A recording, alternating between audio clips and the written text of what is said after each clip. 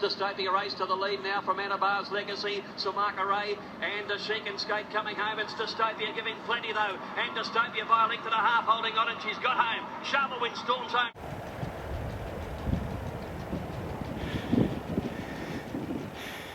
Gordon over here's turned up to Rosehill Gardens.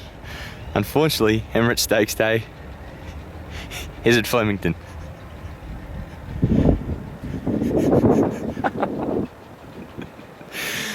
Have a look at this Gordon.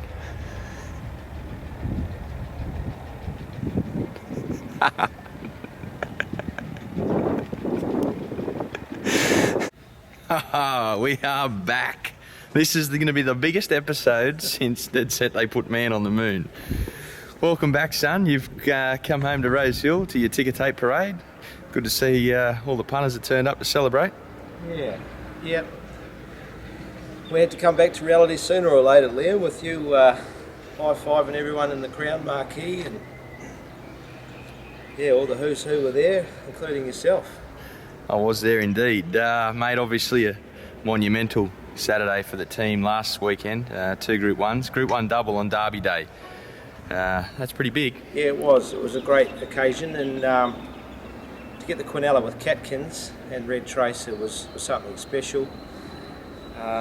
Such a tight finish, and then yeah, either way it went, obviously we wouldn't be disappointed, but gee, it's so close for the Inghams that ran second, and fortunately Jeffrey, my boy, got the nod this week, so well done to all of you. And likewise with the boys in Zeus Star, they had a great week, selling the horse and getting a bonus out of the horse's win, and obviously a lot to remember, and they'll still be part of the horse for the horse's future, I'm sure, for a long time to come. And well done to Anthony Thompson and the Whitten team for buying the horse. You paid particular emphasis to the bonus the owners secured. You wouldn't have to throw in a little invoice for a percentage or something? Well, there's a bit of pressure, I could tell you. Yeah, $4 million outcome in a race. It's not easy for jockey, trainer, owners, staff of jockey and trainer. It was a great week, and I guess it was made easy due to the fact that we've got a very good horse on our hands. Now, obviously, we made a much publicised call that we would be releasing a Melbourne Cup video. We received we're inundated with emails about people complaining about our sense of humour, or my sense of humour, and your lack thereof. So this week's video, and from here on in, we're going to keep it very boring. Stevie Sandor, you'll be happy, champ. I'm sure you'll tune in every week from now in. No more complaints out of you, pal.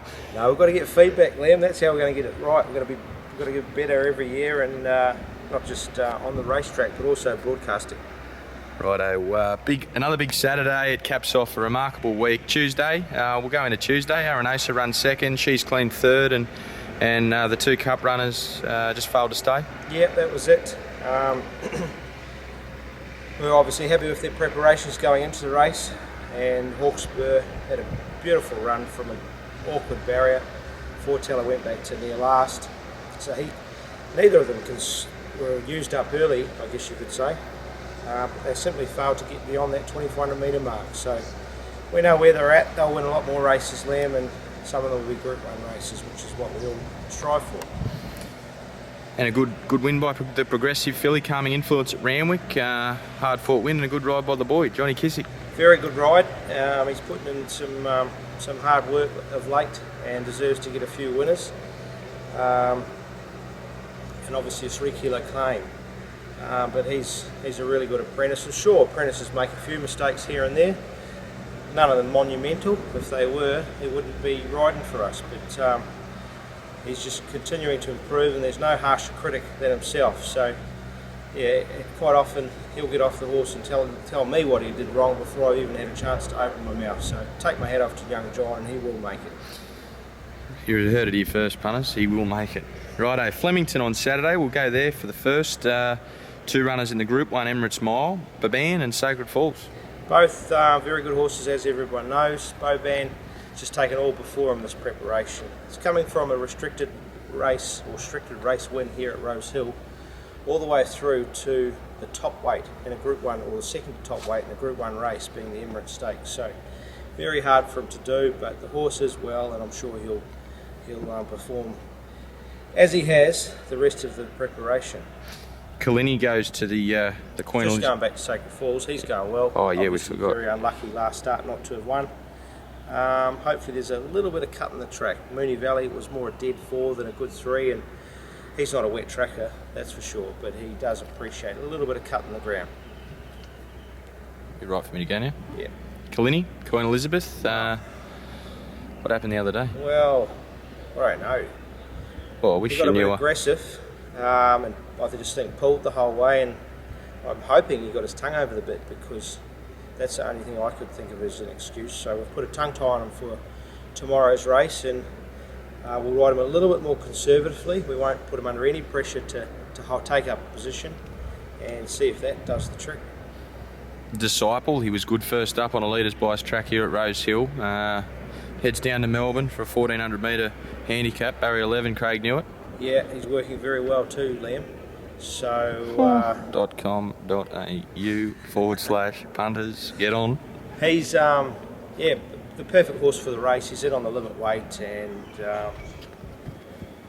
drawn a little bit awkwardly, but he gets back anyway. And what I've seen of that Flemington track is you don't ride impatient races. If you do, you get left behind, you hit the front too early, and it's an effort to maintain that. So I think Aranosa did that earlier in the week, but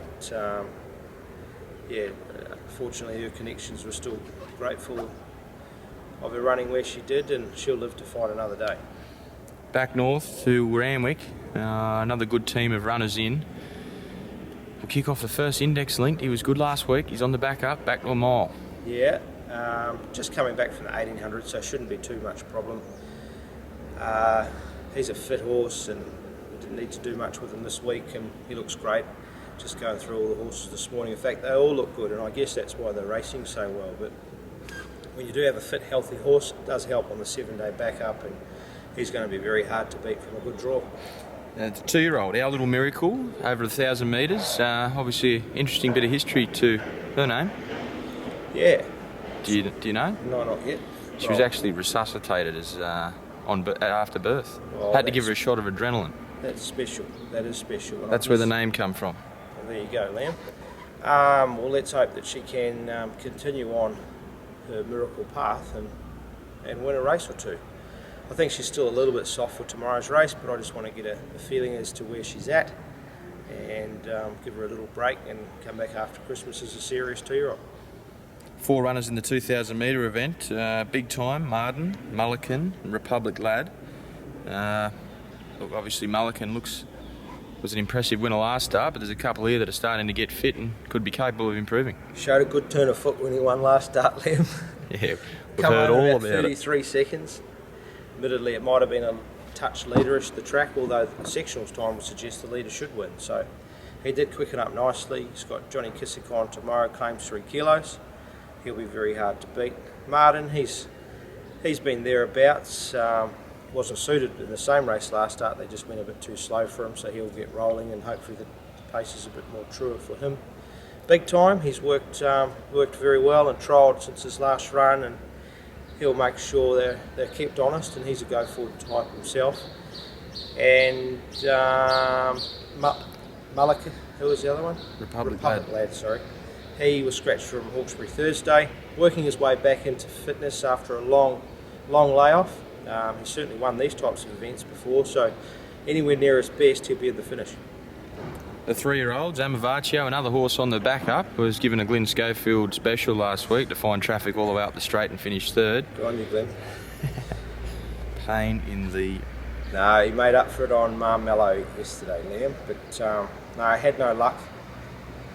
Similar to Specific Choice, which needs no more mentioning. But that's, I guess, the jockey's life. They can look miracle geniuses one day and then not quite as good the next. And working closely with Glenn, you know that he takes it to heart. So I'm sure he'll bounce back this week with a few good rides, hopefully Bowman. But Amavace has pulled up well. He had a good preparation, good grounding going into that first up run, so it should be very hard to beat. Field Marshal, freshened up, 1,000 metres, Jay Cassidy. Yeah, 1,000 metres is a bit short, but he'll be attacking the line late. 1,000 metres is more of a specialist distance, so hopefully he's not run off his feet. He needs to be able to travel so he can finish off strong, but he's come back really well after a short break. The mares, 1,500 metres, Johnny Kissick, barrier 9, Titbit. Pretty disappointing first up. Oh, well, you steered me into $10. Poor old Spud Pryor's not going to have many toys when he gets, or she gets born, or whatever it is. Nothing. Chaminda. She was disappointing. I think the firm track had something to do with it, and she was exposed up the straight. She likes to be ridden with a smother, so hoping that this rain falls tonight for her sake. They're talking a bit of rain in Sydney, so I think a few of the horses will be welcoming a bit of relief. Mon Soleil and You'll Never, 1,400 metres, race 7, benchmark 75. You'll Never's going terrific, Liam, and I think he's the one in this race of our two runners. Mon Soleil, touch disappointing last start, although if we got a little bit of rain about, I think that's what he's waiting for, so just check those track conditions in the morning. If you see a dead 4, Mon Soleil could bounce back to form, but You'll Never, he deserves a Saturday win. It's on this afternoon. Catch up with office work, which is basically what we've been doing all week, but we'll get on top of it, and helps when you get a winner or two. You get a haircut? Twice. Wouldn't take too long, would it? Well, just get the back done, a little bit at the front. Wouldn't be much on top. You can talk. Viewers, you need to get a look at Liam's haircut. We might do it shortly. Any nice lunches when you're in Melbourne? Plenty. Yeah, great time to catch up with a few people, although it's quite a hard week. Obviously, we've got a big team back here at Sydney. Track work every morning at Flemington, and obviously commitments through the week. So great time, but it was good to get back last night after the Oaks Day, especially getting the 3 winners, and we'll be back down there on Saturday. Did you get that poster you took down to Melbourne to get signed by Jacinta Campbell you put up on the back door to your toilet? Nothing. Nothing. No. Righto, good on you, mate. I met Francesca Kamani. Yeah, we all did. Something. She's married. See ya. See ya. So how are you going to get your hair cut this week, Liam? You going to get short back and sides, or just the same old mess you normally have?